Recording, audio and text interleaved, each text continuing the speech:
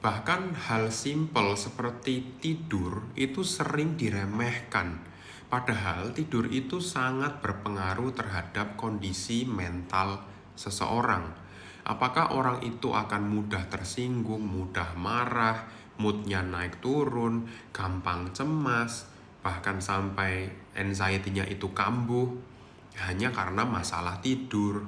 Banyak banget yang meremehkan masalah tidur itu. Mereka pikir karena sudah terbiasa tidur 4 jam, tidur 3 jam sehari, tidurnya subuh, bangunnya pagi, mereka merasa tubuhnya nggak apa-apa asalkan ada kafein, ada kopi, ada minuman energi yang mereka konsumsi setiap hari dan mereka nggak merasa capek, mereka merasa nggak apa-apa gitu loh. Padahal itu pelan-pelan merusak sistem yang ada di tubuhnya dia untuk meregulasi semua permasalahan yang berkaitan dengan syaraf dan psikologisnya. Karena ya syaraf dan psikologi dan mental itu sangat erat kaitannya. Sistem syaraf simpatik, simpatetik, dan lain sebagainya. Kadang masalah tidur itu juga diremehkan gitu ya. Saya tidur cukup kok 5 jam. Tapi nanti sebentar-sebentar kebangun, sebentar-sebentar kebangun. Mereka pikir itu bukan masalah. Kalau kita cek lewat smartwatch atau alat untuk mengukur kedalaman tidur, mereka tidurnya itu nggak dalam sama sekali, bahkan nggak sampai deep sleep, nggak sampai REM, bahkan nggak ada mimpi. Kadang-kadang ya seringkali juga mereka merasanya ya yang penting kan tidur gitu. Padahal nggak begitu, ya sangat mempengaruhi sekali.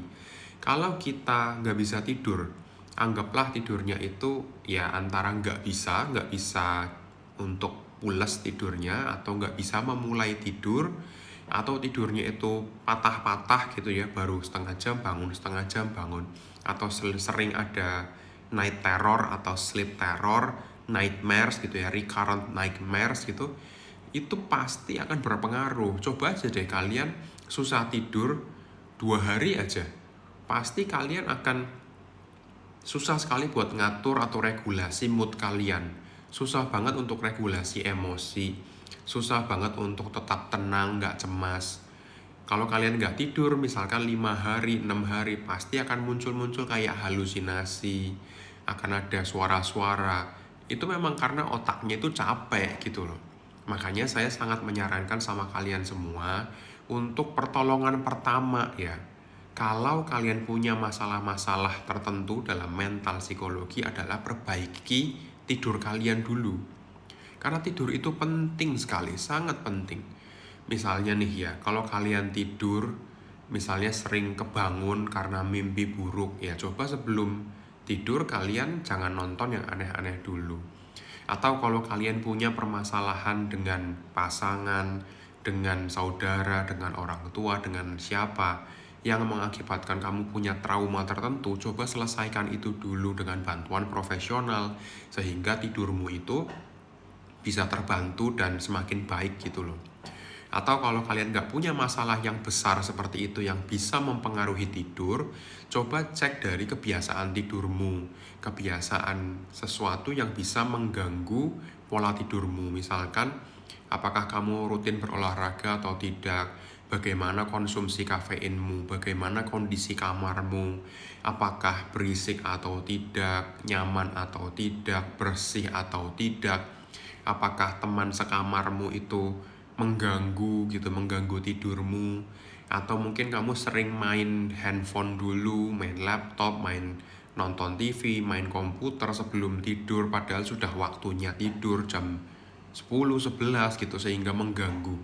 Padahal harusnya sudah tidur jam 10, bangun mungkin jam 5 gitu sehingga pas 7 jam atau bahkan bisa sampai 8 jam atau 9 jam.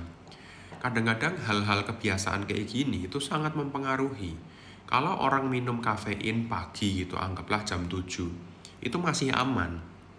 Minum kopi gitu ya, masih aman. Nanti ketika malam hari, sisa kafeinnya dalam sistem tubuhnya itu tinggal sedikit.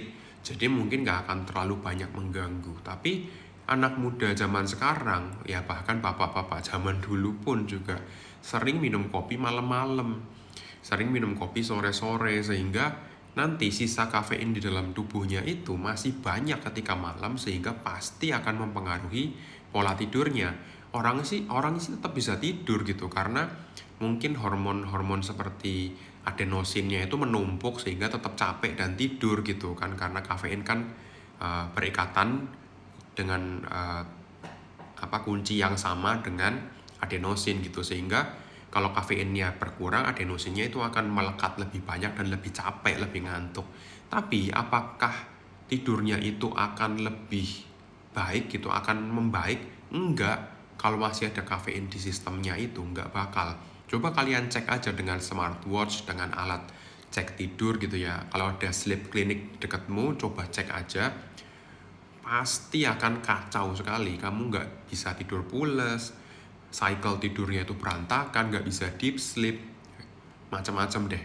Bangun juga nggak seger, pagi harus minum kopi lagi, siang minum kopi lagi, sehingga pasti akan mempengaruhi sistemmu. Kalau orang nggak bisa tidur, badannya nggak bisa regenerasi, syarafnya juga nggak bisa regenerasi, akhirnya pengaruhnya macam-macam.